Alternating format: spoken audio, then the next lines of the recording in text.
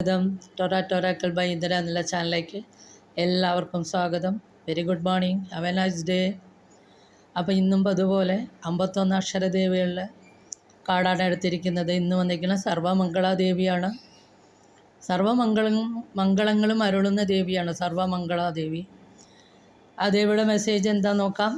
ജീവിതാനുഭവങ്ങളിൽ നിന്ന് ഉൾക്കൊണ്ട പാഠങ്ങൾ മംഗളകരമായ സാഹചര്യങ്ങളെ ഒരുക്കി നൽകും. അപ്പോൾ ജീവിതാനുഭവങ്ങളിൽ നിന്ന്, ജീവിതത്തിലെ കഷ്ടതകളിൽ നിന്നും ദുരിതങ്ങളിൽ നിന്നും നമ്മൾ പല പാഠങ്ങളും ഉൾക്കൊള്ളുമല്ലോ. കഷ്ടതകളും ദുരിതങ്ങളും വരുമ്പോൾ നമ്മൾ ഭഗവാനിലേക്ക് നമ്മുടെ ശ്രദ്ധ തിരിയും.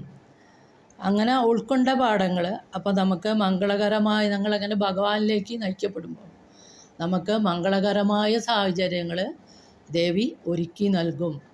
അതാണ് ഈ സർവമംഗളാദേവി തരുന്ന മെസ്സേജ്. അപ്പോൾ നിങ്ങൾക്ക് എല്ലാവർക്കും സർവമംഗളങ്ങളും ദേവി നൽകട്ടെ എന്ന് ആശംസിക്കുന്നു. കൂടാതെ ഇന്ന് നരസിംഹ ജയന്തിയാണ്. നരസിംഹാവതാരത്തിൻ്റെ കഥ എല്ലാവർക്കും അറിയണതാണ്. വിഷ്ണുഭക്തിയിൽ നിന്ന് സ്വന്തം മകനെ പിന്തിരിപ്പിക്കാൻ വേണ്ടി ഹിരണ്യകശിപു എന്നുള്ള അസുരൻ പല വഴിയും ഉപദ്രവിക്കുമ്പോൾ അവസാനം ഭഗവാൻ തൂണിൽ നിന്ന് അവതരിക്കുകയാണ്.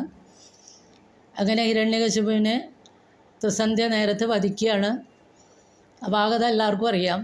അതിൽ പ്രധാനമായിട്ടുള്ളത് പ്രഹ്ലാദൻ അസുര കുട്ടികൾക്ക് ഉപദേശിക്കണ ഒരു ശ്ലോകമുണ്ട്.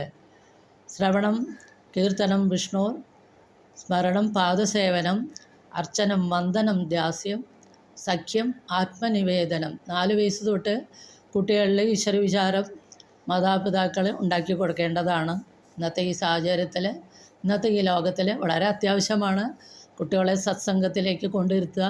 അപ്പോൾ അവർ ഈ കഥകളൊക്കെ കേൾക്കട്ടെ. അപ്പോൾ പിന്നെ തനിയെ അവർ കീർത്തിക്കാൻ തുടങ്ങും, ഭഗവാനെ സ്മരിക്കാൻ തുടങ്ങും, പിന്നെ ഭഗവാനെ പാദസേവ ചെയ്യാൻ തുടങ്ങും, പിന്നെ ഭഗവാനായിട്ട് സഖ്യം, അവസാനം ആത്മസമർപ്പണം ചെയ്യും. അപ്പോഴാണ് തത്വമസി എന്നുള്ള അവിടെ സംഭവിക്കുന്നത്, അഹം ബ്രഹ്മാസ്മിയൊക്കെ.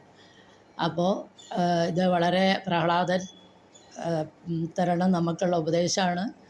ഈശ്വരവിശ്വാസം വളരെ ചെറുപ്പത്തിലെ തന്നെ കുട്ടികളിൽ ഉണ്ടാക്കി കൊടുക്കേണ്ടത് പാരൻസിൻ്റെ കടമയാണ്. അപ്പോൾ ഇന്ന് നരസിംഹ ജയന്തിയാണ്.